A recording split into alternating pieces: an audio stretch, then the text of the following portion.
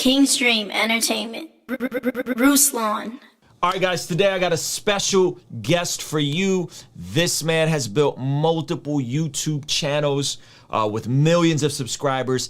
He is a seven-figure entrepreneur, a team of a dozen people, internationally known, and he's here with us to dig a little deeper and share the heart behind everything he does. We have the man, the myth, the legend, Sean KD from Think Media TV. Sorry if I'm hyped. My yerba mate is kicking in, bro. Thank you so much for doing this. What people don't know about Sean is that I've actually known Sean for quite a while, but you, bro, invited me to, I believe, your first or second conference, the YouTube Influencers Conference, when you guys had dropped that book.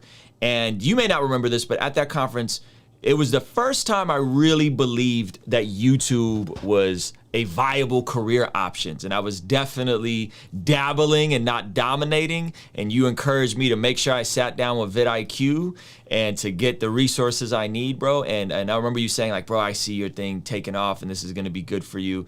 And thank you for that, man, because I don't know if I would have taken it as seriously if it wasn't for you. It's one thing to see someone else doing it, be proximity with people who are doing it on a high level. It's another thing to have those people speak life into you. So thank you. And thank you for being here, Sean. I really appreciate you, brother. For folks who don't know who you are, man, introduce yourself. You have an incredible backstory, and let people know who you are so they have a bit more context of the world that you come from. Yeah, Ruslan, thank you so much for having me on. And just want to acknowledge you too. So grateful since that first conference that we did. I remember you being here in Las Vegas just to see your YouTube channel, the community that you're impacting.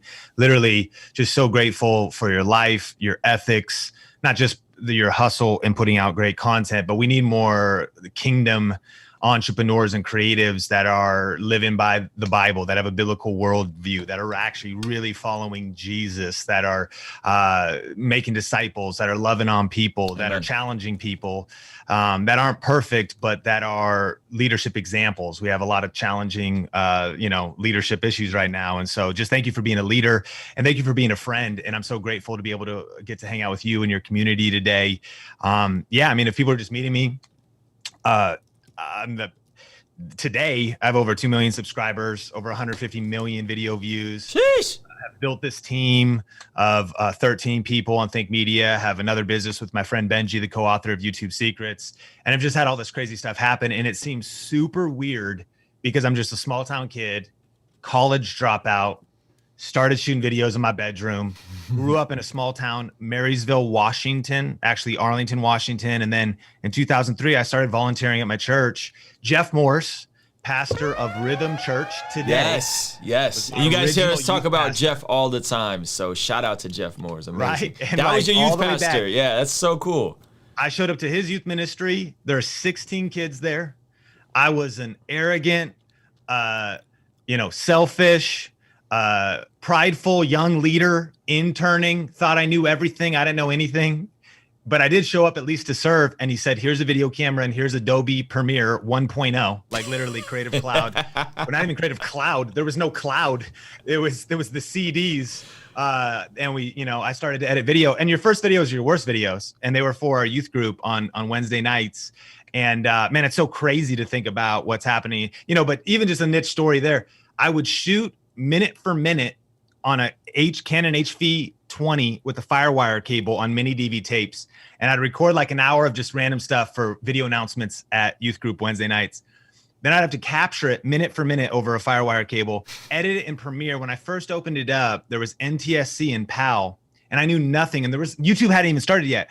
So I selected PAL because it sounded more friendly. I was like, I don't even know what these are. I'm not even kidding. Like PAL, which is actually the European standard frame rate. So it was wrong and everything was really janky for like 3 months of the footage. And so anyways, then I would capture it back minute for minute, put that mini DV tape into a VHS converter, put it into a VCR. Can I get an amen in the chat? If anybody even knows what that, like the young guns, Gen Z's like, what's this dude talking about, man? I can see the gray in his beard, man. What's going on?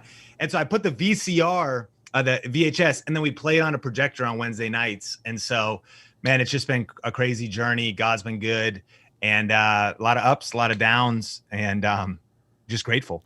So one, the thing that like jumps out to me, and this is a lot of my story in terms of video media, is that your foundation and your launching pad, and I talk a lot about the local church here on this channel, was literally from the local church, from Jeff handing you a camera and getting you into video.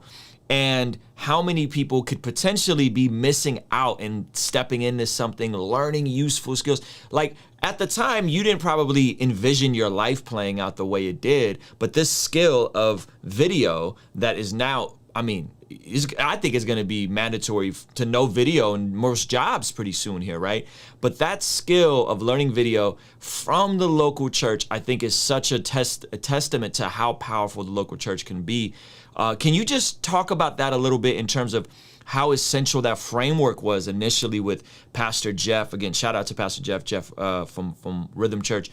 But it was so instrumental in my life, and it seems like it was so instrumental in your life. I didn't quite put it together that it was from the local church that you got your start with video. Oh, I mean, 100%. You know, I really actually believe that if you're faithful with what's in your hand, God will give you what's in your heart.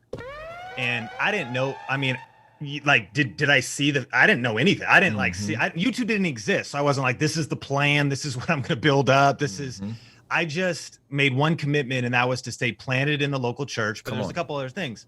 Service, like to actually serve someone else and get into submission. I know that's been abused and whatever, yes, but it's a real powerful biblical principle to actually submit your life, and not even to a person other than the person of Jesus, but to a mission, to a city. Because we just wanted to see people in Marysville, Washington know Jesus. We were like on campuses, and we'd be doing stuff in the community, and we wanted to build up that youth ministry. We were serving a vision that was bigger than us. We weren't building a kingdom unto ourselves. We were building something else.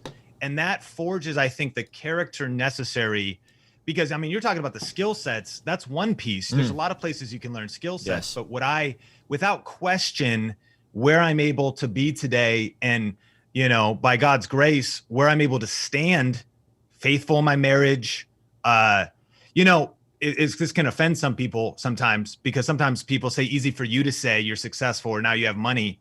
But honestly, I think that success is harder to deal with than failure. I mean, that's come on. Like, success destroys a lot more people than sometimes failure ever will, because failure, you're grinding. Yeah, you're trying to persevere. And I'm not trying to be, I've been there. Like, we've been months away from zero bank account. We've been through health challenges, my wife almost dying. But success, and we see it all the time, man, success, people get success, they go crazy. They forget God. It goes to their head. So all that to say was, it was those foundational years in the local church, learning skill sets, and not just hard skills, but soft skills. Hard skills like video editing, event planning, dynamics of scheduling, leadership, but then the soft skills of how to work with people, teamwork, working at leadership types of things, self-control, or just not losing your head when, and anybody that's done ministry, when it's like, oh, service is about to start, and like circuit breakers are blowing, and like something, and some kid in the parking lot's going crazy, like in the midst of pressure. Pressure makes diamonds. And so you're in that pressure season of being submitted. And I really also believe that there's something about serving someone else's vision, like before you go after your own vision. Even a point in time where maybe you kind of feel released, it's between you and God, but like to really go after your own vision. And that if you can serve someone else's vision, you'll get even Zig Ziglar said it like this. He's like, if you will help other people get what they want, then you'll eventually get what you want. And so there's something about, again, submission and being planted in the local church. And hear me, I'm so excited about, especially Gen Z, that are having some breakout success on TikTok and YouTube and Facebook. I'm probably not Facebook if it's Gen Z, and are, they're growing so fast, and they're going viral. And there's a lot of people at all different ages, but especially this younger generation. But my concern, don't want to be like that old school guy, but my concern is, do you have the character necessary? Because sometimes your gifting can take you further than your character can keep you.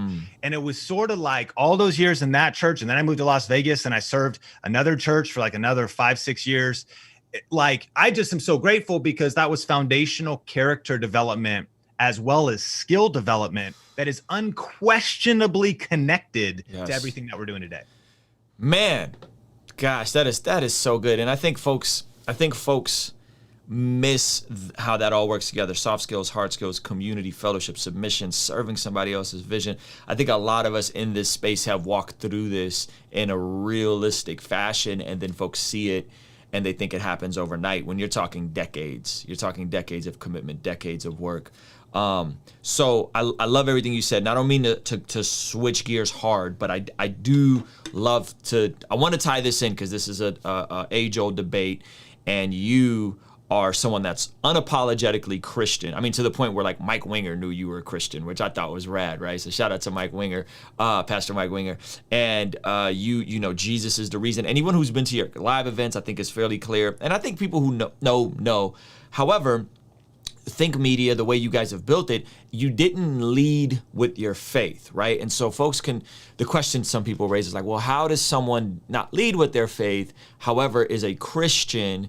And this is the same age-old debate we've had in Christian hip hop. I'm sure you're loosely familiar with the community, is like rapper that's Christian or Christian rapper, right? And so you would be more on the spectrum of a YouTuber who's a Christian, right? But because you lead with value. But I think as people peel away that onion, they figure out, whoa, this dude is on fire for Jesus. And I think, this is my theory, and you could push back or you could disagree or agree. I think it positions you to have more influence because your channel has just added so much value to millions and millions and millions of people that when they actually get deeper and like, who is Sean? Who's Benji? Who are these guys? And you're like, whoa, they got this radical faith thing actually driving them. So can we just kind of unpack that? Because I think it doesn't quite, especially for the younger people who don't quite get it. Like, it's all like, I just gotta yell Jesus from the mountaintops. And you started in the local church, but how you've built your business is very strategic and I think very helpful to this next generation of people who are like not sure, like, I don't know if I could do preaching like Ruslan and Mike Winger, or maybe I can do what Sean is doing, right? Just talk about that, because I don't think it's either or, by the way. I think it's and both in the timing. But yeah, just talk about that, because I think that's something very unique about your whole purpose in your business and your mission and your ministry. Yeah, man, it's a great conversation, and I think that it kind of reminds me of Paul in Corinthians, where he actually talks about not judging another man's work. And I think that it's about self-awareness. I think it's about pushing into understand what God has called you to do specifically, and to not worry too much about what others are doing. So what I mean is the calling of a local church is very clear. I mean, the fivefold ministry is there to equip the saints for works of service. Yep. The saints, those planted in a local church, are then living out the gospel and the Bible and the Great Commission in their local jobs, in their local work environments. But you see throughout the Bible, you see different people used in different ways. You see Joseph of Arimathea so powerfully used in the life of Jesus by donating his tomb. Who was a wealthy man and donated this tomb. You see different people. You don't hear a lot about the women who funded Jesus's ministry, but clearly they were entrepreneurs and they were funding the ministry. You see Paul in Romans breaking down the different spiritual giftings and talking about some it's prophesying or preaching or encouraging or hospitality or leadership or business. Yeah. And so at the same time, a Christian should be a Christian wherever they are. Yes. And it reminds me of that famous quote that's like, wherever you go, preach the gospel, and if necessary, use words. An evangelist has to use words. That is necessary. Yep. They have to be used because that's that call. It's the proclamation, and the local church, I believe, is the hope of the world. It is the vehicle that Jesus uses, that we would be salt and light in the world, but getting people and calling people to Jesus, but also seeing people get planted in a local church for discipleship and for community. So it's a lot about self-awareness. I think it's a lot about having a vision, a God-birthed vision. And as Paul said in that book of Corinthians, he said, some plant, some water, but it's God who makes it grow. So I think we could use a lot more unity in the church and less judgment of another man or woman's work. Yeah. Because some plant, some water, it's God who makes it grow. If we actually remember, we're on the same team, whether you're Pentecostal or Reformed, you know, no matter what your non-essential viewpoints are, we are on the same team. And one of the most heartbreaking aspects of Christianity, I remember my grandfather, who passed away now, there was a lot of reasons where he kind of was on the rock of offense of Jesus. But one of them was, I remember we were talking about faith and I was, you know, sharing my faith with him. And he said, well, why are there so many denominations? Why is there so much division in the church? And I actually don't think denominations have to be seen as something divisive. If we could only realize that, my God, why are we so judgmental and infighting and all of that, as opposed to realizing some plant, some water, it's God who makes it grow. And whether you're in music or you're in art or how effective is some types of street evangelism? I don't know. Like, I think that there's probably extremes in picketing, but on the flip side, God had prophets naked, you know, cooking their poop and like prophesying. So it's like I don't know. Like, that's what it ultimately comes down to. We need to represent Jesus. Yes. But it's, if God's called you to do it, and I hope that you have voices in your life and pastors in your life that are helping you process your prophetic calling. If you feel called to lie naked in the street, that's probably, I don't know if that's New Testament, but you know, like that's some of the things. So self-awareness, God awareness of the vision God has called you to. And so for me, I think that I just got I felt God calling me to YouTube. Yeah. Because I had a wake up moment when around 2009, 2010, it's super early on YouTube. And I was, you know, I'm an intern in a church, or now I'm part-time staff, and I'm helping lead this youth ministry and doing video at my church. Super passionate about seeing just people know about the love of Jesus. And I noticed different people on YouTube, including Benji and Judy has a vlog channel.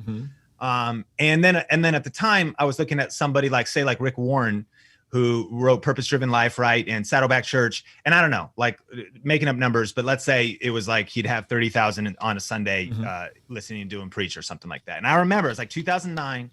YouTube's kind of happening. I'm wrestling with it, like God, and I'm serving in a local church, but I'm wondering, you know, I feel this call and I'm trying to work it all out, praying through it. And I'm, you know, with Jeff, it was really my, if you will, he not only was my pastor, but a mentor, a leader, and one of the people I'd process things with.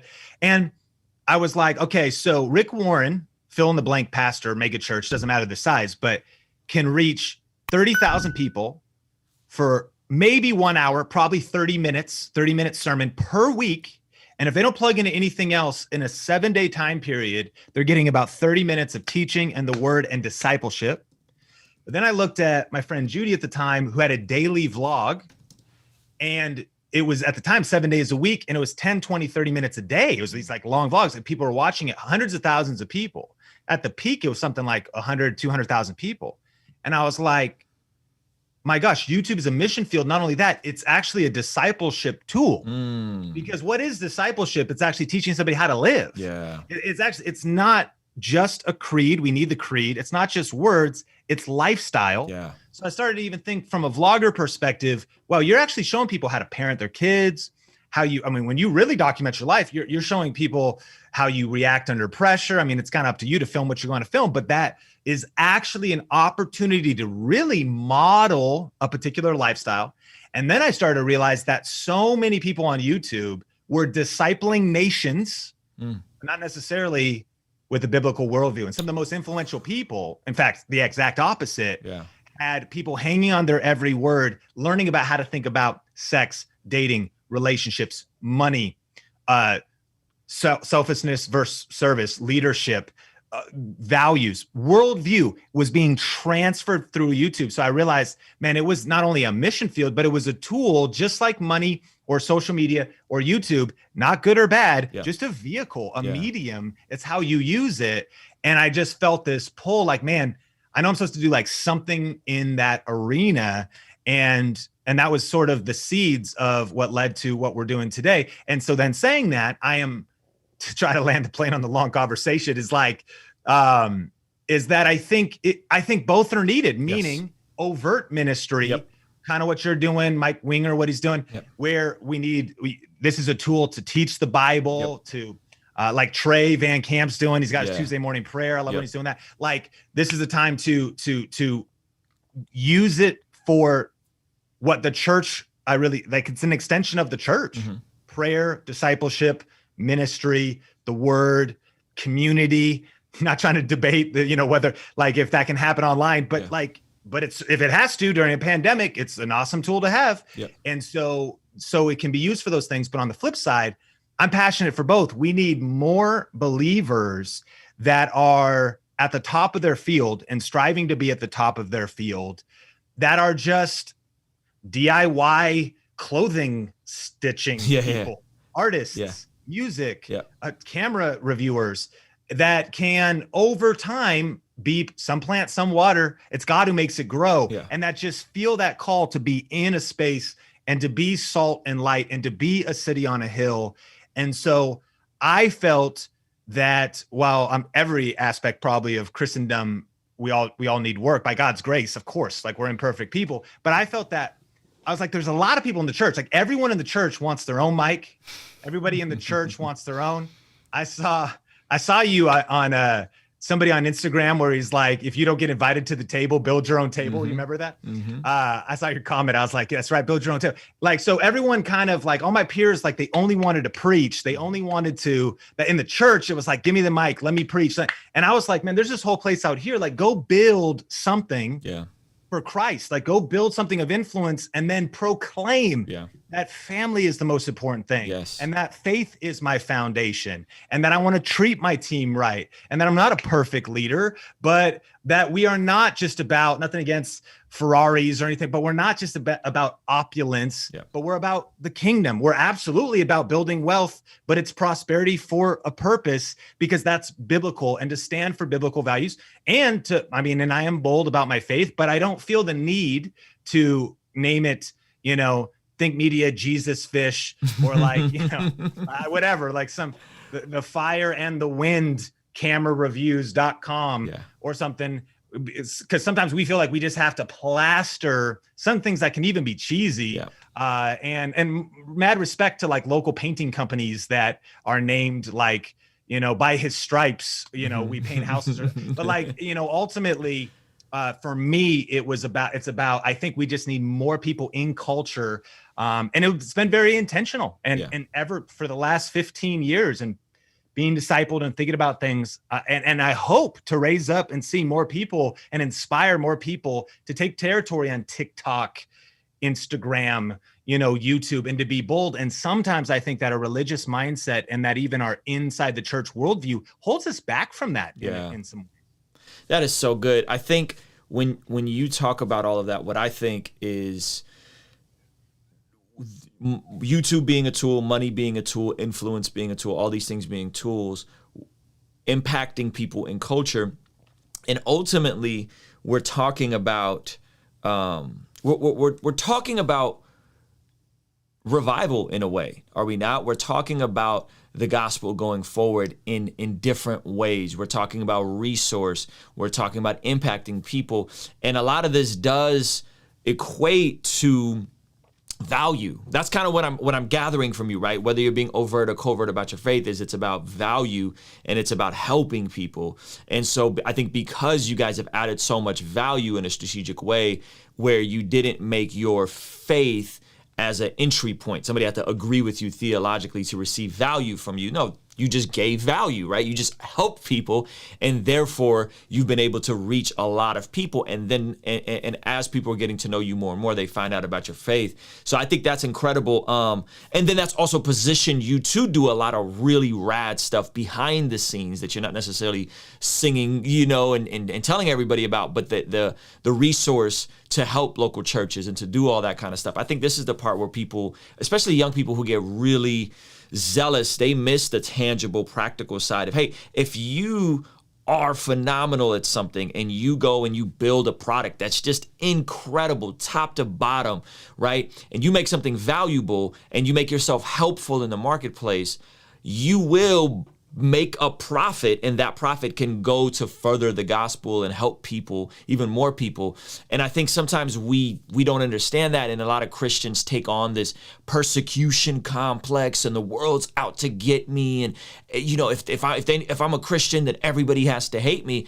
And what I love about what you've done, Sean, is you've proven that false. Like you've literally just went out and said, this is who I am. I'm going to help people. I'm not going to deny Jesus, but I'm going to help people. And because I help people, you have a very diverse audience, right? And I remember being at your conference, man, and hearing the gospel proclaimed, seeing people invited to church. And I'm sitting there like this dude's next to me, and he's like in some sketchy, like, R-rated pornographic soft porn type stuff, who's on steroids. And he's like, yeah, so Sean's a Christian, huh? And I'm like, yep, let's talk about Jesus. And I thought that was so rad to see the diverse of influence you have, man. So that's incredible. And again, I want people to hear Sean on this, that it doesn't have to be one way or another. It's not a either or, it could be and both when something is built out properly. So with that, we're talking about revival now. One of the things I heard from you a couple years ago, and you're probably more up to date on the stats and the numbers of this, and I remember hearing a video from you, and it really like the bulb went off, was because of high-speed internet impacting the world, we are going to see an influx of billions of people. I think at the time it was 2 billion new users on YouTube. And again, this is a couple years ago, but update us on that and just the opportunity as YouTube as a platform to either build businesses or to contextualize the gospel, or to contextualize the gospel through building businesses or art or music. Let us give us an update of what we have in front of us right now, that people are still able to build audiences on YouTube today. And how does that look? Yeah. It's interesting because new numbers just came out, and Hootsuite has some data that came out that now, and here's the quote, this is insane, now over half of the planet is on social media. So I think there's like almost 7 or 8 billion people on social half media. the planet. Like That's crazy. Not half of the people with internet access, but actually half of humans are now using social media. So through a phone, a Google Chromebook, a desktop connection, a local connection at the library, that over half of the planet has access to just a means of communication. We are absolutely living through the greatest communications revolution in the last 500 years. And every time, whether it was the printing press or radio or television, there was a communication evolution. It meant an explosion of the gospel. It also meant an explosion and changing everything in regards to commerce, in regards to even just human interaction. And sometimes change can be hard, and we all have different reactions to change. We could get very romantic about change, but one thing is a fact: things are changing. Sometimes people just say, and I mean, and you definitely should watch The Social Dilemma, and you watch it, you're like, this is horrible. Like, social media is but it's a whole, what we need is a whole new set of skill sets. Parents need a whole new set of skill sets for how to raise their kids. We need a whole new set of skill sets, even as adults, adulting. I'm 37 trying to figure it out. Like, does my phone have more control over me than I have over it? Like, am I that addicted? It's just a new set of skill sets. I don't know why we're blaming the phone. You have to be able to, people said that about television. They're like, oh, here we go. No one's going to work anymore. No one's going to do anything anymore. Can you believe it? They can stare at a box. And to this day, there's still people who watch 4 hours of television a day. Hey, that's a problem. Why aren't we talking about that? Well, because phones are the latest thing. I digress. We're living through this massive opportunity where everybody watching this, like, if you can hear my voice or Ruslan's voice, you got to be asking, what does this mean for me? Yeah. Like, what am I doing in regards to positioning myself for the future? A question we ask our community a lot is, what skills do I need to survive and to thrive in the new economy? It's the new world. And so you said it earlier.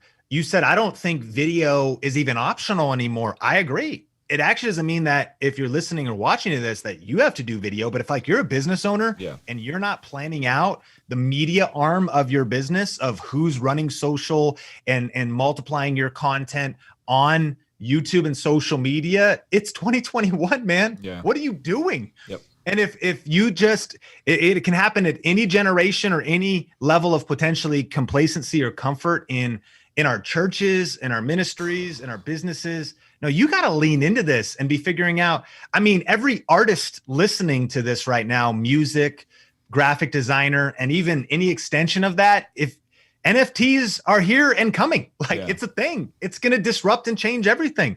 Crypto, a lot of times it's not like holograms and tomorrow we're going to be walking into the Star Trek Next Generation holodeck. Like things take time, but technology is absolutely disrupting things. And we need to ask, okay, what does that mean for us? And absolutely, is there still opportunity?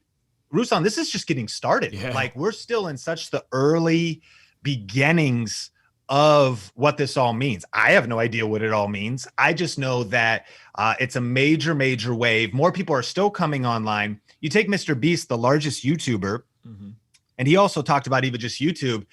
Like YouTube's kind of coming into maturity right now. It's 16 years old, just got a driver's license. It's just starting to like barely, it's kind of scary. You're like, oh, I don't know if he should be on the road right now. And he said over the next 5 to 10 years, YouTube's going to experience unfathomable growth. Of course, that's one man's opinion. But when you look at it, it's the largest video platform. It's the second largest search engine too, the second most visited website in the world.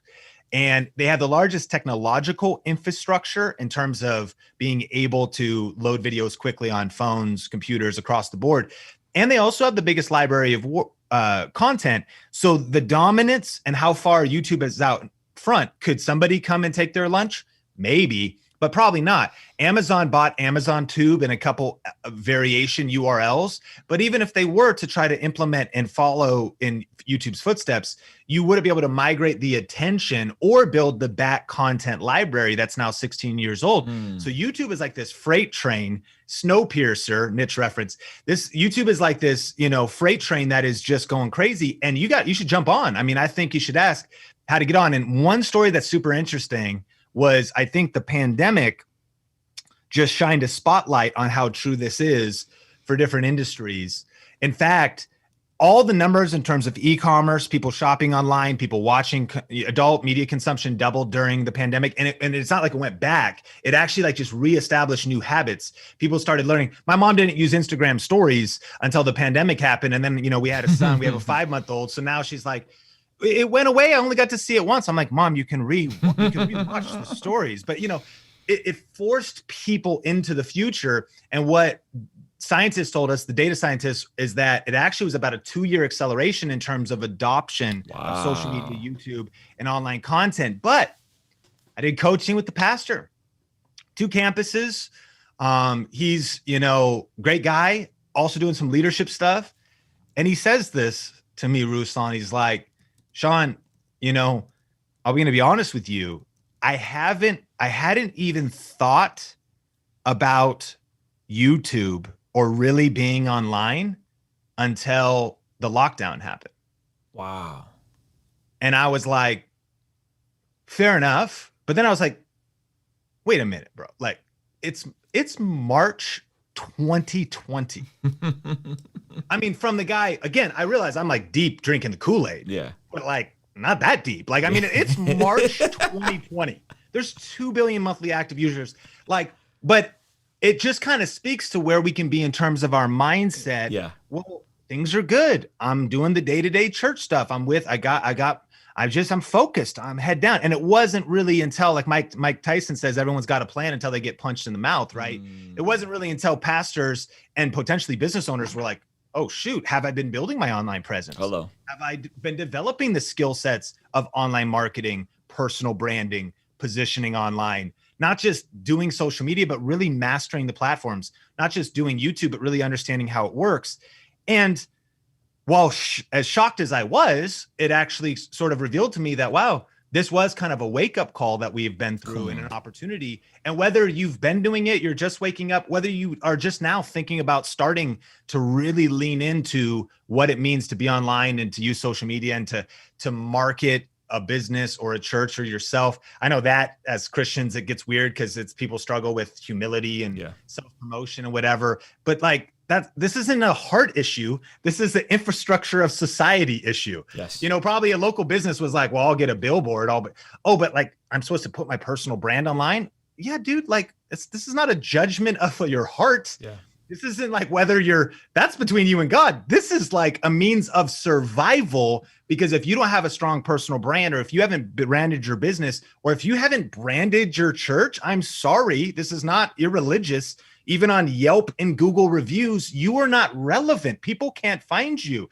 Like, well, I'm just going to pray more. Please do pray more, and then hear God, because he's speaking, to actually take action with the tools and the things he's called you to do, so that you can impact society and culture and really enter into living life and marketing and business in a 2021 and beyond world. I think what's so unique about what you said is now we're 1 year out from this pandemic, right? And now we've been here, and a lot of places are still locked down. California, more or less, is still locked down. I think we're just starting to open up, like, you know, federal parks, and just Disneyland is starting, I think, reopening soon. And 1 year into this thing, I'm like, wow, my life is in a completely different spot than it was a year ago. And it was because I remember the downturn of '08, and I remember feeling helpless because I was dependent on other people. I had to work a job. I had to, you know, all my hours got cut because there was a budget cut because this happened. And, you know, the '08 thing hit me fairly hard, and I was a newlywed. And I remember thinking to myself, like, you know what? I'm going to put time and effort in building a personal brand and doing music, but on this space on YouTube on the side, dabbling, not dominating, as you would say. And then I remember the pandemic happening, and I think I was at maybe 15,000 subscribers a year ago. And I said, and a light bulb went off. And after I stopped being afraid, because initially we all thought everybody was gonna die, or the pandemic, light bulb went off, and I said, man, this is when a lot of businesses are built, with the people that are willing to pivot. And instead of being scared and pulling back, the people that press into the new change and press into the downturn can level up. And I remember making that like concerted, conscious effort. And it was a lot of what you taught. I remember even listening to Gary Vee, and he talks this idea of like, hey, you may not be able to go full time with your thing tomorrow, but what you do is you build it on the side, you keep building it. And then if you get tired of your job and you're close enough, you can go full time, right? In my case was I was doing music, but I didn't really like doing music, and I had some passive income built up from music. And I said, you know what?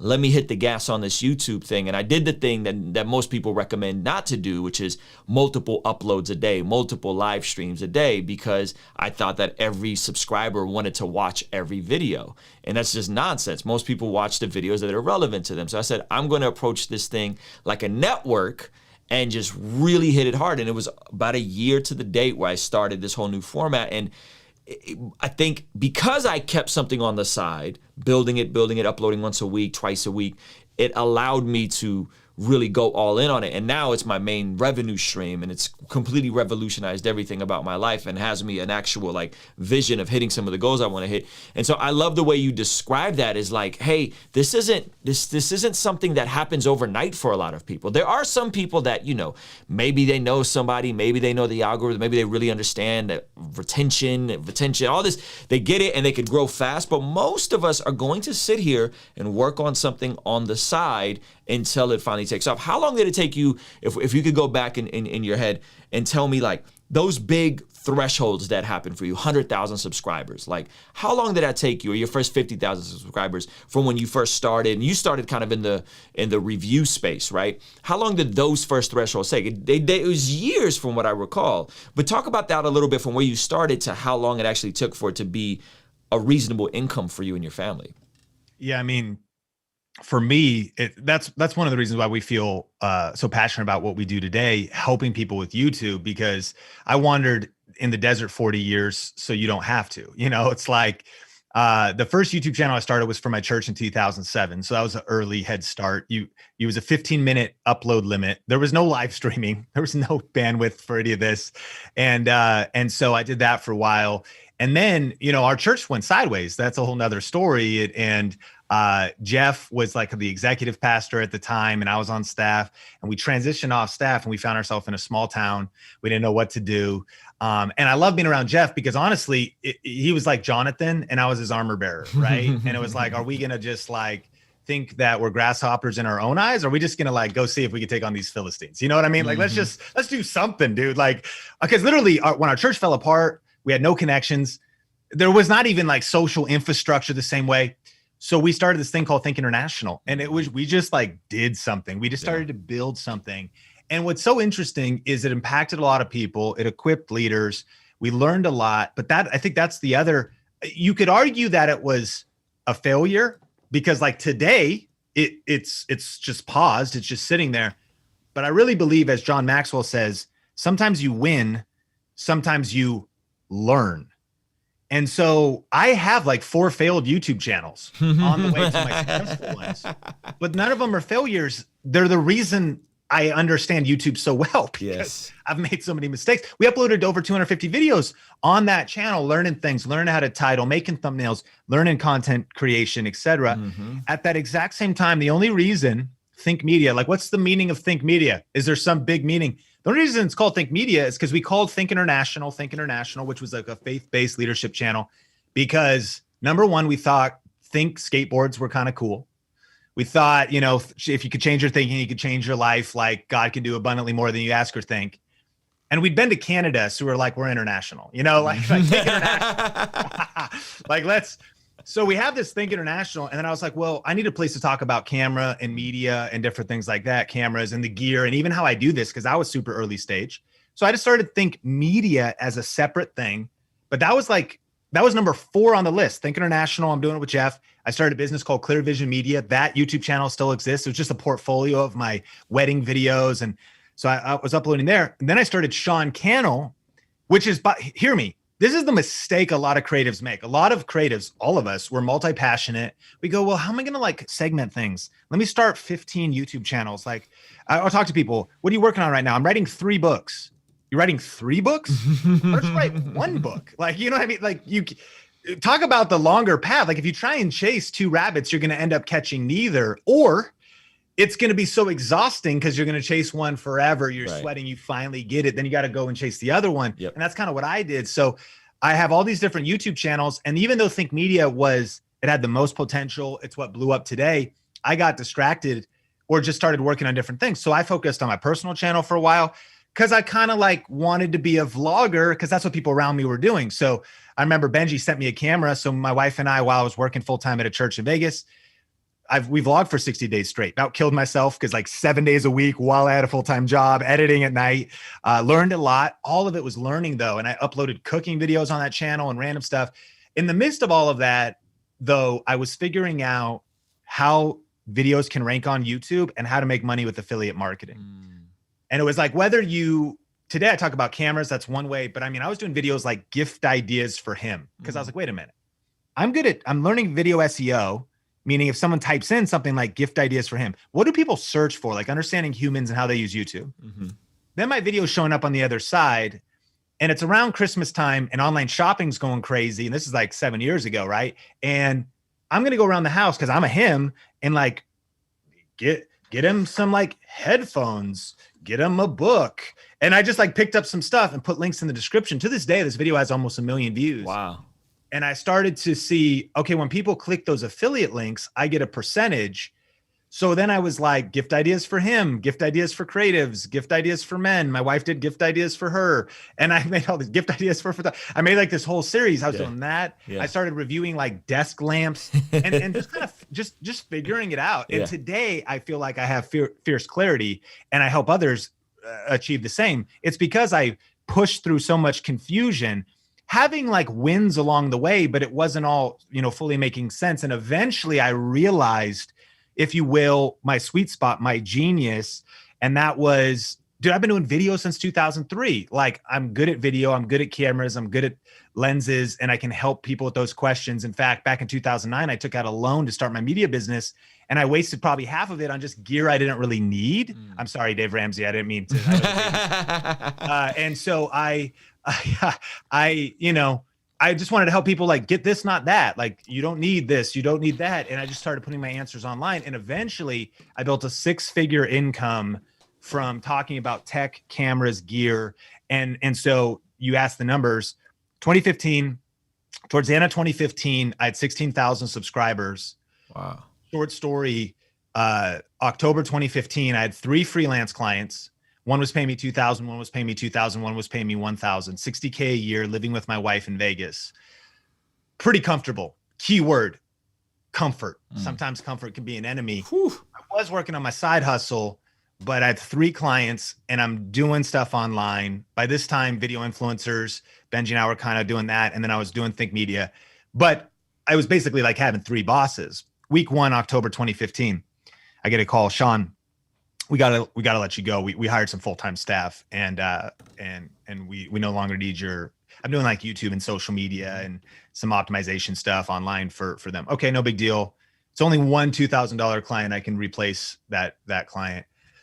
No big deal. Second week, get a call. Hey, Sean, you know what? This isn't working out. We got to let you go. Second $2,000 client, October 2015. Shoot, $4,000 gone. We're making like $400 or $500 a month from online income, but now it's like real thin because now we're at like $1,500 a month with that.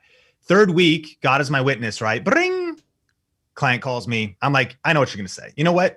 Let me just say it for you. You know what I mean? Like the way this is going, like, Sean, we got to let you go. So we lost basically 80 to 90% of our income in the first 3 weeks of October. And I didn't know, you know, I was scared to kind of tell my wife. I'm super nervous. Like, what are we going to do? Yep. And I do have, Ruslan, man, this is something that I hope encourages a lot of people. Finding that confidence, that Godfidence, finding that self-belief, even if the signs are there and even if the results are there, it's really hard. And it's sometimes easy to believe for others, but it's really hard to believe for yourself. And I know when you came to that first event, it was sort of the same thing. I'm like, bro, like if you just do this, you can crush it. You know, even Benji Travis, co-author of our book, YouTube Secrets, same thing. He would always be like, Sean, like you can do this, man. And I was always like, well, no, you can. And the freelance clients were also me wanting to be behind the camera or behind the laptop, which is a great place to be by all means.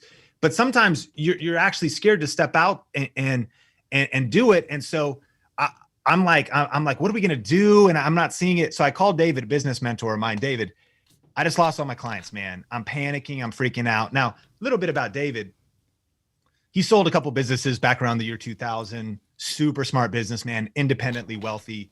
He doesn't worry about anything. Like this David Goldstein, man, just, you know, happy as a clam, right? Why would not a lot of stress or pressure. I mean, no, life happens to everybody, but I'm like, David, dude, I don't know what to do. Like I lost all these clients. And he goes, Sean, I'm not worried. And I'm like, it's the most offensive thing you could. I know you're not worried. David, I've never seen you worry. I know I'm calling you because I'm worried, bro. Yeah. That's lost $5,000. You have unlimited money, but you never share any of it with me. So like, like I know you're not worried. I don't know if you heard me.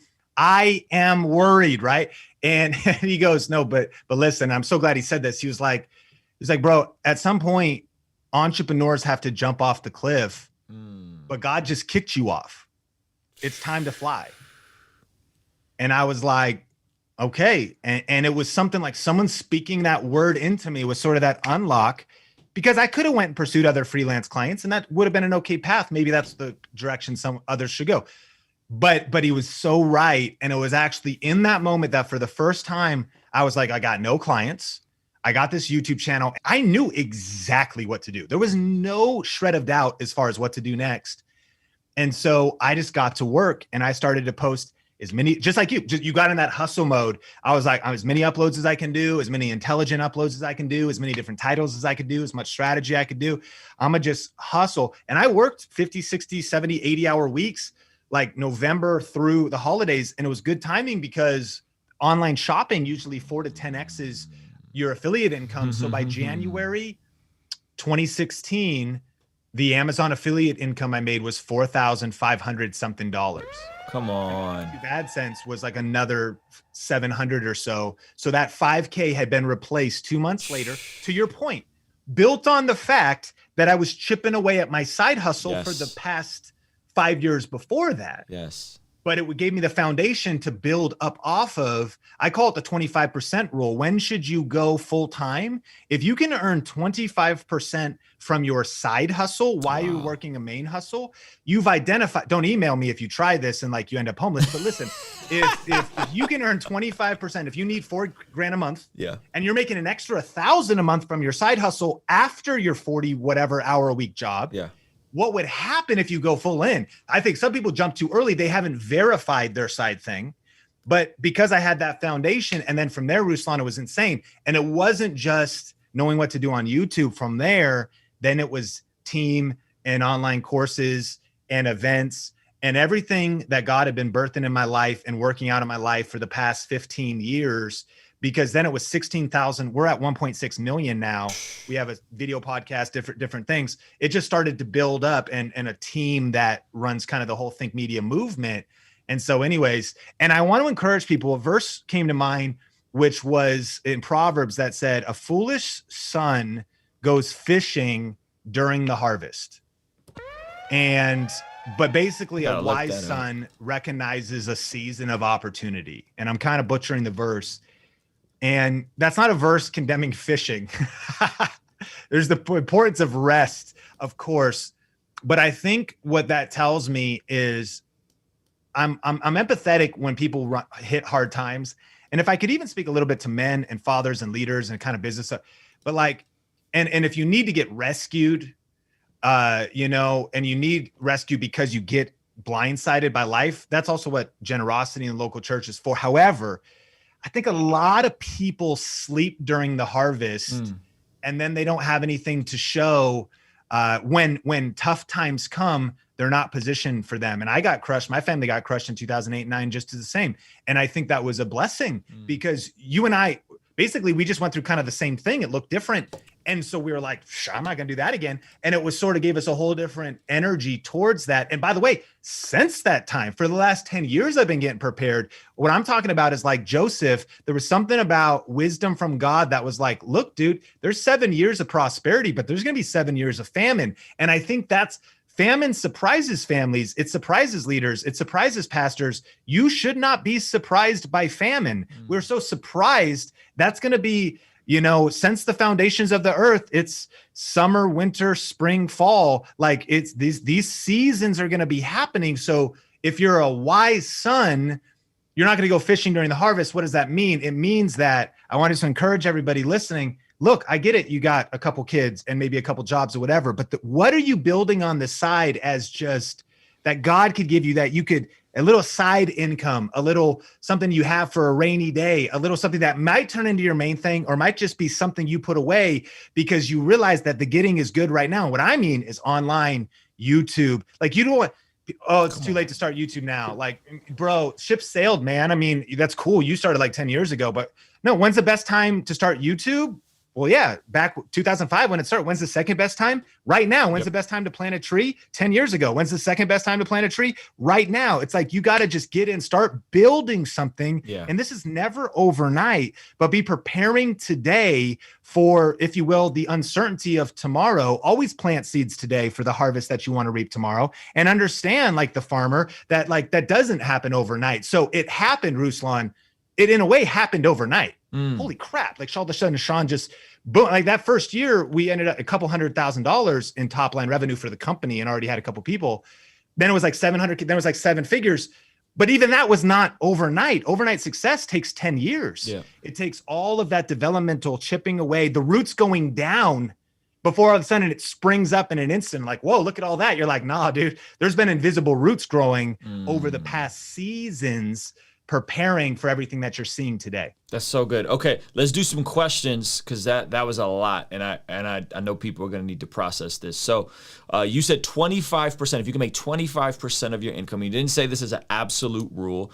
I would add 25% in some emergency fund in place. We had I think we had 6 months of expenses when we took that leap in 2015 with music. Nico Santana asked 25% for how long? I think that's a good question. For how long should they be able to sustain? I would totally agree with the emergency fund as well. Being wise, living below your means. Just to interject, once you're on the come up, still live below your means. Like, I think you should always live below it, because that's also, I think, wise stewardship for today, for the uncertainty of tomorrow. Yep. But 25% for how long? I think a provable time. 1 month is not enough. You're not like, I hit it. Like that could have been an outlier. So I think that if you could see so like this is the first time we're maybe giving you the framework. And again, this is kind of rough, but I think it could be really practical. Yeah. Emergency fund first, which also could give you a buffer for how many you wouldn't even want to potentially eat off your emergency fund, but how many months could you go while you're building your side hustle? Yep. And I would argue if you've demonstrated, and for easy math, how much, step one, how much money do you need to live? Not fancy, like some Jay-Z music video, on like I'm talking, how much money do you need to live? So if you need $4,000 a month to live and eat, being lean, because if you really believe in your dream, you're not like, well, I also want like the sickest car payment. And no, strip down your life to minimum amount so you can work on your dream. Come on, King's dream. Hello. And so let's say it's $4,000. So you need $4,000 a month. And you found that from music royalties or from YouTube AdSense or from your Etsy shop or from, affiliate marketing or the online course you create, or even Upwork.com and you're freelancing online, or your graphic design, because you have a job, but you want to just work from home and be able to, a lot of different ways you could do it. Or so you hit that target where you're generating now $1,000. If we really get kind of ninja, it doesn't need to be profit, but it should be $1,000 positive revenue. Like if it costs some money to generate that net profit. Yeah. You walk away with $1,000. And 4K is the amount that you need. And then you can prove that out. I mean, even depends on, and then the other piece of this, 3, 4, 5, 6 months, maybe a year, but it has to do, there's two then other factors. Your risk aversion has to do with your age too, and your dependence. You got to ask yourself, I just talked to somebody yesterday on Clubhouse, not trying to be judgmental of it, but it is observational.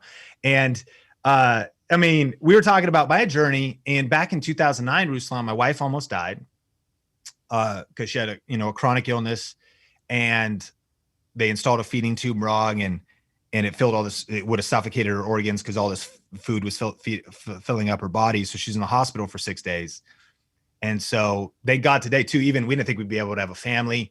We have our son through surgeries. God's been good, and we've been through a ton. But medical bills, surgeries. In 2010, I look back and I go, man, hindsight's 2020. If I would have went all in on Think Media back then, I was a few inches away from gold, a few feet from gold.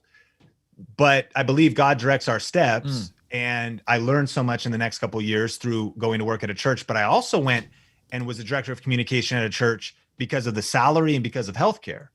I think a huge piece here is you gotta, especially speaking to men and just speaking to myself as a leader of my family, you gotta take care of your fam, man. That's priority number one. So had I been single, bro, mate, I'm not trying to say no emergent, but you just have, you could take more risk. Right. Like you could sleep on a friend's couch, you could whatever. So you could swing for the fences more. I think everybody listening to this has to reverse engineer the amount of risk. And then there's unity with your family and even your partner. Cause same thing. If my wife might have been an argument or a heated conversation about what moves we should make. If she had been like, I want more security in this particular situation or that particular situation even later, that's a very important conversation husbands need to be having. But on the flip side, she was for it. She's like, I believe in you. I've seen your work ethic. I've seen that you don't just say you're gonna work on your side hustle, but then I just catch you playing video games and watching Netflix. I see you really, I believe in you because you've built trust. And so let's risk together. Yeah. And then you have to make some of those hard decisions. But I think if you could have 6 months, you got your emergency fund, 6 months of hitting $1,000 a month, which shows your discipline because you're coming home after work to get that stuff done. When you start getting more rest, working full time you give your 2 weeks notice, you're working full time and your full creativity, your full mindset, your full amount of hours you clock in that allow for more magical moments to happen, because you're just doing more stuff. So more connections happen, and you could go to the event or get on the virtual summit or do the thing. And then a snowball hits, and it seems like also kind of a small amount. It's only 25%, but it can scale quick to hit that full-time mark. And disclaimer, don't email Ruslan, but it's a real solid sound principle, because it's proof of concept. Yeah. And then at some point, just the final thing to say, there will never be, if you go to dictionary.com and you look up the word entrepreneur, which what we are discussing is you stepping outside of a secure system of, well, but what's the benefit plan? What's the healthcare plan? Right. Like, but what are the sick days? No, we're talking about leaving that system. Yes.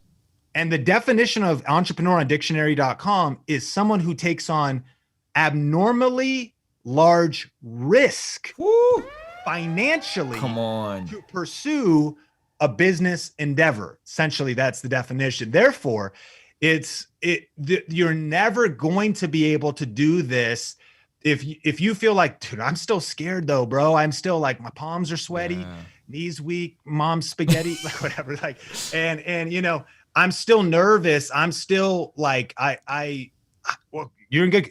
You should be, dude. It's terrifying. Yes. Even if like it makes sense even if you're wise friends look at you like you're coming in, I'm like, bro, it's actually not. Oh yeah, and they will. Even 3 years ago, I'm like, bro, you're gonna kill. Like, it's already there. With everything you've done, like the music and your skill sets, like you probably look back and think, man, had I done this, I could have probably gotten further there sooner. But dude, fear is real and the risk is real, and you got to work that out with God, and you got to have that prize fighting morning routine, I think, to get into a confident state, because entrepreneurship is real, and there's going to be no promise. Well, Sean, are you then promising, Ruslan, are you saying that then 6 months later, 12 months later, like that? We're not saying anything. Like it's either you under a company, and however secure that is, I don't even think that's secure in 2021, but that's a path, or it's you actually becoming a maverick and being on your own, becoming independent, becoming someone that is out. I don't mean maverick like Logan Paul. It immediately hit me. I literally just read maverick in the Bible, in the John Maxwell Leadership Bible, and probably nobody even noticed the Logan Paul thing, but I was like, I don't mean like a super fan of Logan Paul. I mean, like, come on, Maverick, Top Gun. Yeah. Come on, Tom Cruise. I just mean like an independent individual that steps outside of the status quo. But we are living through the greatest age of this being more realistic and more practical than ever before. You said like lightning round. That was not. No, that was good. I think just to add a bit again, we had 3 to 6 months of expenses. I knew if at 4 months I did like all of my revenue, and I was probably at about 70% of what we needed to make.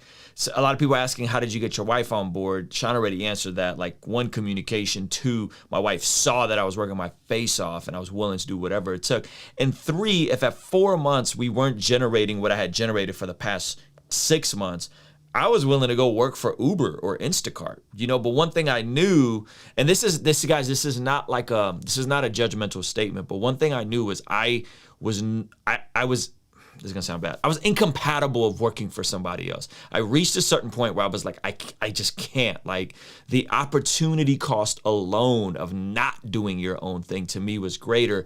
And we had worked really hard. We had 6 months of expenses, and I was willing, and I registered for Uber. I remember in February registering for Uber, and I was on staff at a church, and I was on tour, and I called my wife and I said, we were in New Mexico, and I said, hey, I think we need to pray about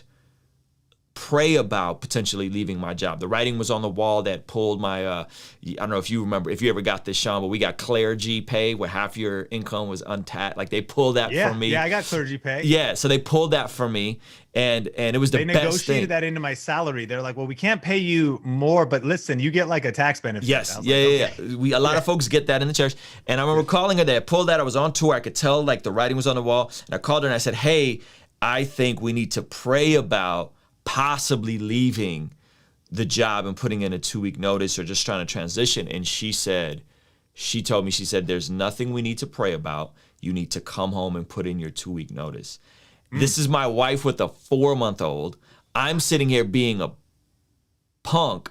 I was going to use the other P word, but I didn't, because sanctification. I was being a punk. I was being a coward. My wife had more faith in me as a stay-at-home mom. I put in my 2-week notice, and like within 2 months, I had transitioned off. Best decision I could have made. Scary, but I was willing to go and drive for Uber or Lyft, and I already had that there, but thankfully, by the grace of God, I didn't have to. And so it's a tough process. So let's talk a little bit about we're gonna do one question. Guys, Sean has to go. I have to go. I don't want to do Googleable questions and like abstract questions. Some of you guys are like, how long before my YouTube gets popping? I don't know. I did 1,000 videos before it was popping, right? So, you know, Sean's done thousands of videos, so we don't know how long it takes. We just know that there are systems, and there is a degree of luck, and there is a degree of God's blessing and consistency and patience and having a deliberate plan in the 10,000 hours. There's certain things that you just don't get to bypass because you think you're extra anointed, right? You still got to go put in the work. And some people get promoted faster than others. I don't know how all that works, but a lot of folks are asking about this idea of niches and how many niches. And there's kind of two different paradigms. I got a course coming, guys, but there's a training on finding your YouTube niche below. It's free. Sean has all kinds of cool courses on this kind of stuff. There's two paradigm thoughts, and one thought is kind of the Gary V model. Try as many niches as you want, infuse as much of your personality as you want. That is kind of more or less what I do. I don't do one niche and just talk about it a lot. I do a variety of things. Yesterday, I had somebody talking about Second Amendment rights on my channel, and you guys are like, Ruslan, I thought this was a Christian channel. We talked about it from the paradigm of a Christian worldview. I talk about fitness. I talk about my faith a lot, right? And then there's the other paradigm, which is more the Patrick Bet-David valuetainment. Hey, find one niche and just go all in. And they've built valuetainment as, I think, the number one, ranking term. When you search entrepreneur on YouTube, valuetainment comes up, right? So these two different paradigms, and a lot of you guys are asking, like, how do you process this? Sean, what are your thoughts? For me, I knew I wanted to infuse as much of my personality as possible, and I thought that I had to give that up because of the model that a lot of people had used. Just do one thing really well and pound it home. But when I went to your conference, I sat with the people, and you made sure I sat with the folks at vidIQ, and they were the ones that gave me permission to be like, cool, man, like, you don't got to do it one way. Like, if you want to build a brand around your personality and your values, dude, go for it. Just the big idea back then was like, just do thumbnails. Let's give this thing. Just do thumbnails. Just stop being lazy and do thumbnails. So I went that direction of doing a variety of different things. What is your idea in terms of this niche? How many people can try different niches? Should they do multiple niches? Should they do one thing, right? I think you probably will have a more balanced answer than mine. So just like, yeah, infuse your personality and everything. I think it's a slower burn the way I did it. I think it takes way longer the way I did it. But I want to hear your thoughts on this. Yeah. So, I mean, you said it right. I think that you have to discern what season you're in. First of all, if you have like no clue, it's not a bad idea to just experiment. Like, we encourage people to start before you're ready, punch fear in the face, and just press record. And when I look back at my Sean Cannell channel, I have cooking videos where I'm cooking shish kebab. I've got amazing Spider-Man review. I vlogged for a few days. I was all over, like, but it was part, and that didn't hit really. It had some success. I learned a lot. But I got clarity by just doing and taking action. You can't steer a parked car. And you should invest in courses and books and podcasts and subscribe to this YouTube channel. And you should have all that. But if it's just information, but not action, the information doesn't actually sink in. It's learned by doing. So that's why just start a project. See, we're afraid of the regret of, well, what if I did like 250 videos and like that wasn't even the actual thing? Yeah, that's Jeff and my Think International channel. It's 250 videos. But it was one of the best things because we learned so much. So phase one, try things, pick something and just do it. I think if you want to narrow it down, you've got to ask yourself the three questions is, what are you passionate about? But what are you also proficient at? And then what's also profitable if you don't want this to just be a hobby. So it's a lot of like, that's essentially a framework where you look for thematic overlap between a list of your passions. I'm passionate about singing and music. I'm passionate about cameras and tech. I'm passionate about Dogecoin or cryptocurrencies. You look at the thematic overlap And then you look at proficiency, music and singing. Well, in the shower, maybe. And if I've got some Maverick City, then yes. But if it's just when I turn it down and you start hearing my voice, that's not my gifts. It's not going to be a very good YouTube channel. I'm really passionate about it, and it could be profitable, but like that's not the proficiency piece. Check, X that out. Crypto, I'm interested in it, but I'm not great at that. Oh, video, and well, I've been doing video since 2003, and I've learned these skill sets. Okay, so I'm passionate about it. I also have proficiency. Profitable. It's identifying. Okay, how will this be sustainable? If that's what you want it to be, you need money for the mission. So that takes education, because you probably can't just make that up out of your mind. But you go, okay, how are entertainment channels doing this? How are musicians doing this? How are people that their niche works really good for affiliate marketing? And then you sort of reverse engineer a business model so that you can have money for the mission. So if you can find the intersection of those things, I really believe it's your sweet spot in the middle there. And the final thing I would suggest is some level of awareness of the secret to success in YouTube, of any like sustainable success, is making sure you're in a proven and a profitable niche. And what that means is that it's verifiable. What does that mean? It means that competition's a good thing. It means that if you can't find another YouTube channel in the niche you want to go into, it actually might be evidence you're either super smart and about to just pioneer something, or it's not super proven. And so, for example, we work with a lot of people, and we've done it ourselves, that do faceless channels, meaning they're not even in the videos. They take a proven niche and they have somebody write a script, do a voiceover. They use B-roll. And I'm talking about like Roblox channels. You know how big Roblox and Minecraft is? It is unfathomably large how big some of those niches are. So what would shock you is, again, this is not like maybe your ministry or your calling, but it could be the way you make tents in terms of funding your ministry in a modern YouTube world.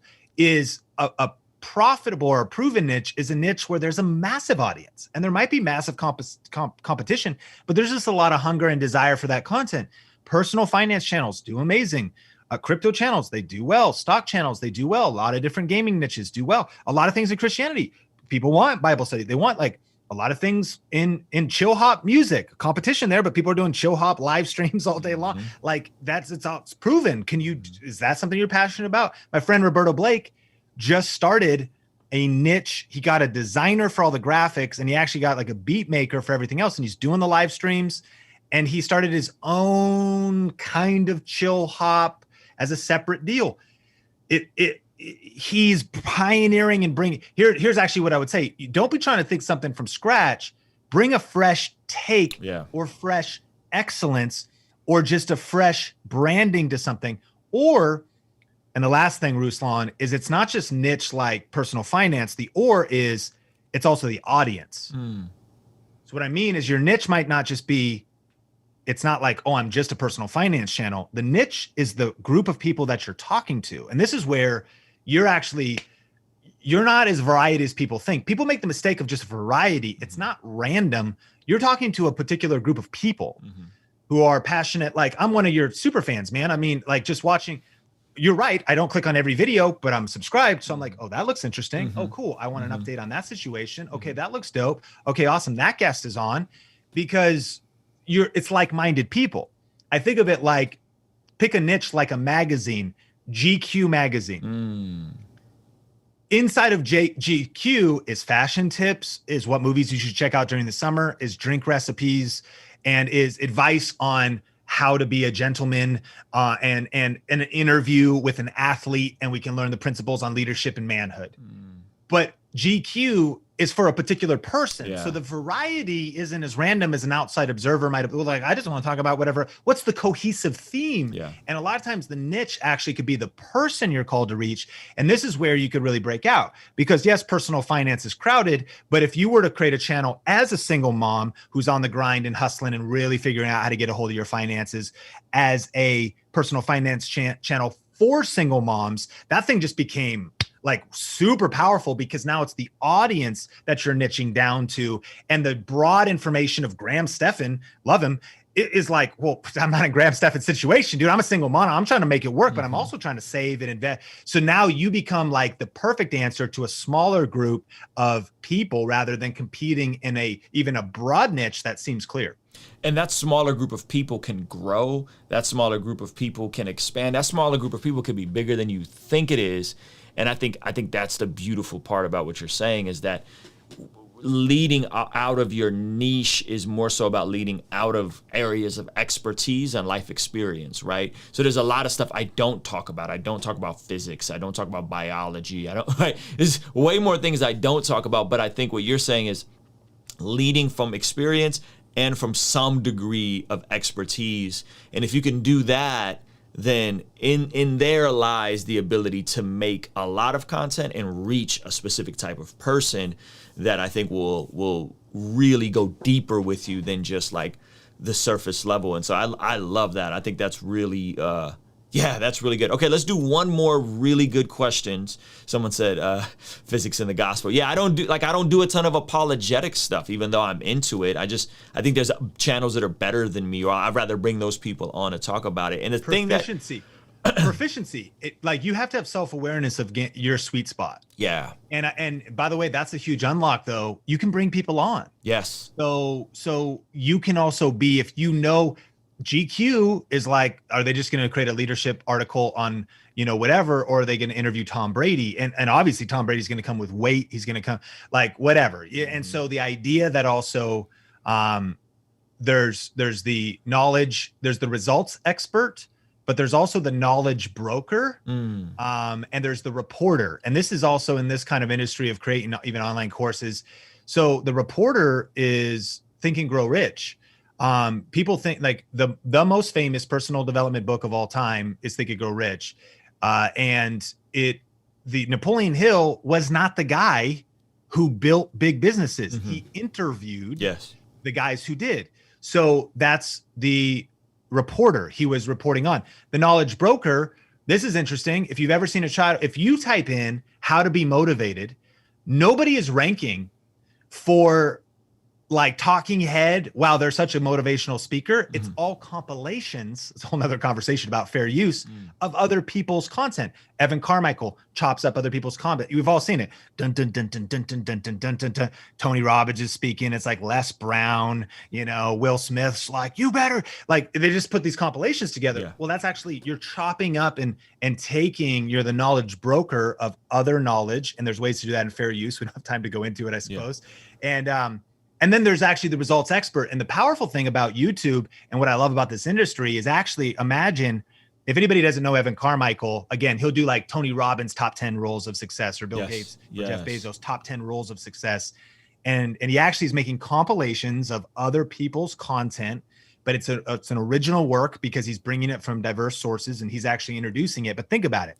If you're the knowledge broker first, it's going to transform you because you're immersing yourself in learning from others. Then if you're the reporter and you start a video podcast and you actually spend time like Napoleon Hill, immersing yourself and learning from the experts in the field that you want to grow in, that's going to accelerate you even more. And then in the process of going through those steps, by step 3, now you're the results expert because you've built the way through it, assuming you've put it out there. Now you've actually grown and you've monetized and you've learned and you've made mistakes and you need to hire people and you've whatever. So you've become that business owner, entrepreneur, whatever your vision is in your own right. Anyways, no rabbit trail there. But that's good. And I think for me, like the stuff that I initially wanted to do wasn't the stuff that worked. I pivoted to doing interview style stuff on the road because I was traveling. So I had all these shows and I'd just be like, might as well bring my mobile setup and do interviews. That is something that I made people care because I covered people they cared about. And then I started finding topics that people cared about. And then once I pivoted into the more faith-based niche, away from just interviews and marketing and music, that's kind of the thing I started in.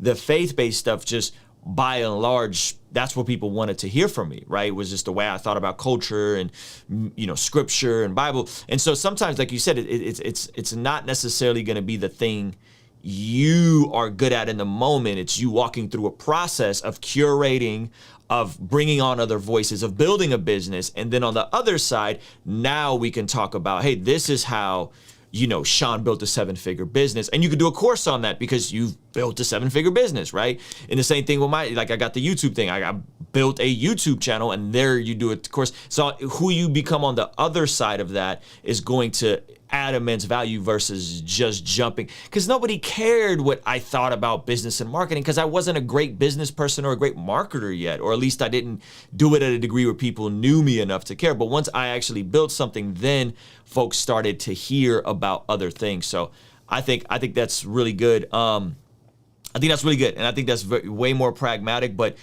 the market is going to tell you what they want from you. Like, the market is going to show you guys what they want from you.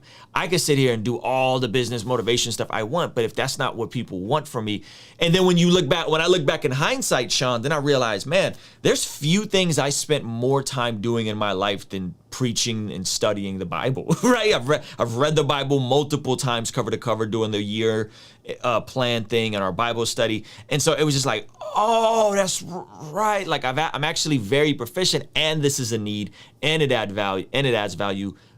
I'll niche down on this, even though I'm passionate about all kinds of different things. So I think that's really good. And it's tough because, guys, there's no linear path. Self-awareness is the tough part, where I think consuming content from Sean, or taking a course, or all these different things can be that, or getting coaching or whatever, can be that type of thing to, oh, the light bulb goes off because someone else can give you some perspective on something. Because we're living life from a first person point of view. Like, you see everything from your perspective. You don't see your blind spots. You don't see all the other things happening in your peripheral all the time.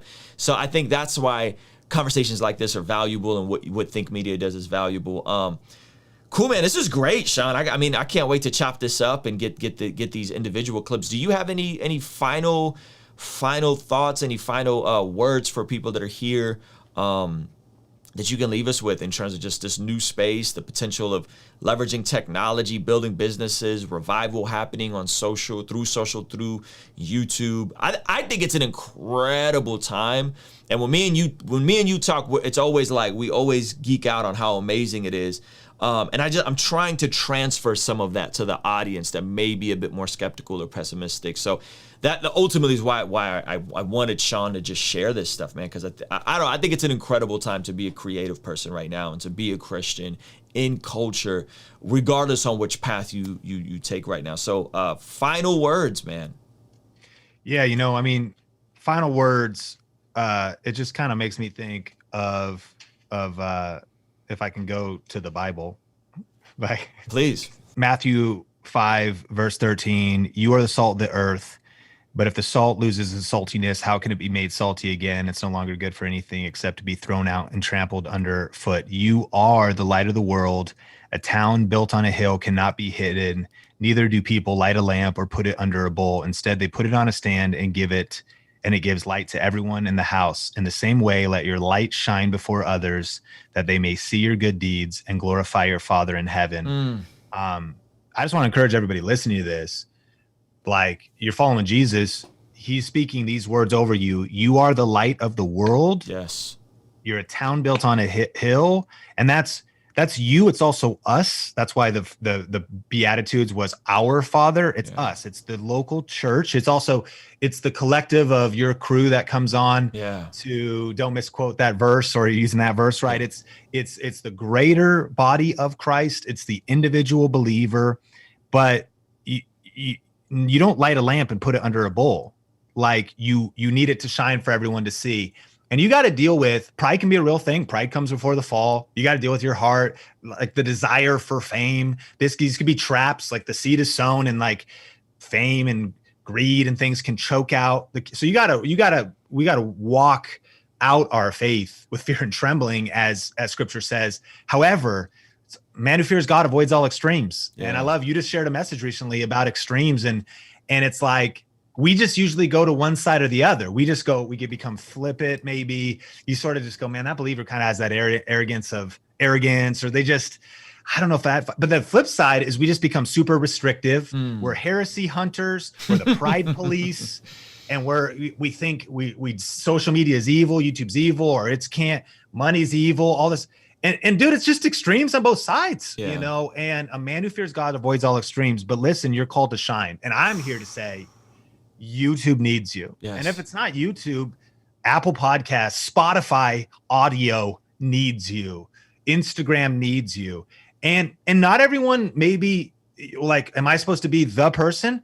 No, it needs teams. Yeah. It needs churches. It needs number 2s and 3s and editors. This space, like we should be as one, like it's multiple spiritual gifts, the different parts of the body, all to be honored. This whole thing happens because of editors and administrators and visionaries and leaders and the mouthpiece and whatever else.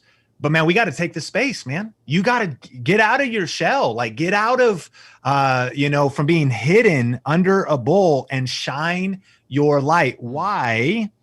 So that others may see your good deeds and glorify your Father in heaven. And we need more people that are saying, not to us, but to your name, God, be the glory, and that are championing biblical values like family and like the Beatitudes and living in culture, being salt and light, and we need to be louder.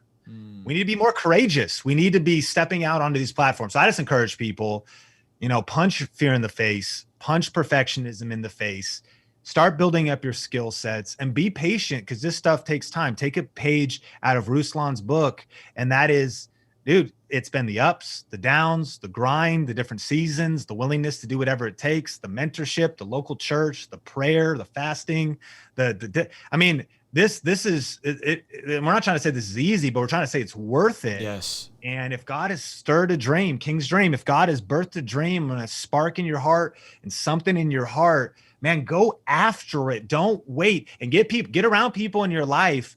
Iron sharpens iron. Get around people in your life. Potentially limit your time with people in your life that would contradict scripture and actually try to snuff out your light or dim your light or tell you to stop shining. I'm a small town kid, and it's possible for your small town or your small church to make you small-minded. And there was people that were not really against me, but listen, they didn't understand me. And there was a level of death or even just pulling back that was sort of just spoken because I got dreams. And look, I want to do this YouTube stuff. Like, what are you doing, dude? Why are you thinking like that? Why are you rocking the boat? Why are you talking big like that? Why am I talking big like that? Because to him who could do exceedingly abundantly beyond all that I ask, think, or even imagine be the glory, I should be thinking bigger, dreaming bigger, dreaming God dreams for God's glory. So I just want to encourage people, man, dream big, think big, and then put in the work and run after that thing that God has put in your heart, and use these tools for business, for your local church, for your security fund, for extra income, for vacations for you and your family. Like, lean into this stuff because it's real. Ruslan's paving the way. He brings on a lot of people that are. If you need help, Think Media. Someone said in the comments, Ruslan, they're like, if you got a question, type in Think Media and the question. Think Media lighting. Think Media like audio, like whatever it is. Like, the resources are there, but I hope that this has encouraged you that you just got to take massive, messy action. You got to start before you're ready. You got to start nervous, and you just got to start. And got to hit record. Videos are going to be your worst videos, man. You got to just press record. Let's go. That's the mic drop moment. Ladies and gentlemen, Sean Cano, I mean, that's it. That's it. Thank you guys so much. Make sure you subscribe to Think Media, Sean Cano's channel. If you guys want to have a really fun time, go look up Think International. There's a little interview with Jeff, Sean, and me from 2011 or 12. It's super fun. So, Sean, thank you so much. This has been incredible. Wow, this was great. Guys, here's the outro. Peace. Hey, thank you so much for making it through the end of this video. If you enjoyed it and maybe you're feeling inspired to jump into some YouTube creator content, maybe you're an expert in the field, I have a super dope course coming very soon. No, it's not a $5,000 or $1,000 mastermind course. It's gonna be extremely affordable. So that's on the way, but we wanna give you guys a free training and PDF that's available right now. So be sure to opt into that in the description below or in the cards. Joshua the King came down and bore it all.